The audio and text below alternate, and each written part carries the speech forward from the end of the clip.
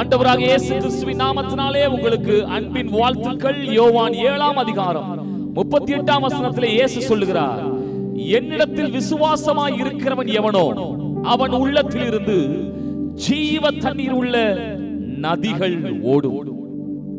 யோசித்து பாருங்கள், ஒரு நதி ஒரு இடத்திலே பாயும் பொழுது ஒரு நதியே அந்த இடத்தை செழிப்பாக்கி விடுகிறது.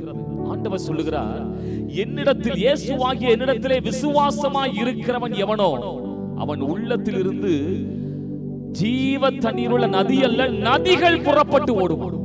யோசித்து பாருங்க, ஜீவ தண்ணீர் என்று சொல்லும் பொழுது அது வற்றவே வற்றாத தண்ணீர் என்பதை குறிக்கிறது. ஆகவே இந்த ஜீவ தண்ணீர் யார்? ஆண்டவர் தொடர்ச்சியாய் உள்ள வசனத்திலே சொல்லுகிறார், பரிசுத்த ஆவியானவரே அந்த ஜீவ தண்ணீர். ஆகவே இயேசுவிடத்திலே விசுவாசமாய் இருக்கிறவன் அவன் உள்ளத்திலிருந்து பரிசுத்த ஆவியானவர் ஜீவ தண்ணீர் உள்ள நதிகளாய் புறப்பட்டு பாய்ந்து வெளியே வந்து அநேகருடைய தாகத்தை தீர்க்கிறதற்கு அவர் ஆயத்தமாய் இருக்கிறார், உண்மை உள்ளவராய் இருக்கிறார். இன்றைக்கும் அப்படியே இயேசுவை விசுவாசிக்கிற நம்முடைய வாழ்க்கையிலிருந்து ஜீவ தண்ணீர் உள்ள அந்த நதிகள் பரிசுத்த ஆவியானவர் புறப்பட்டு ஓடி அநேகருடைய தாகத்தை தீர்ப்பாராக. இந்த வார்த்தையின்படியே கர்த்தர் நம்மை ஆசீர்வதிப்பாராக. ஆமென்.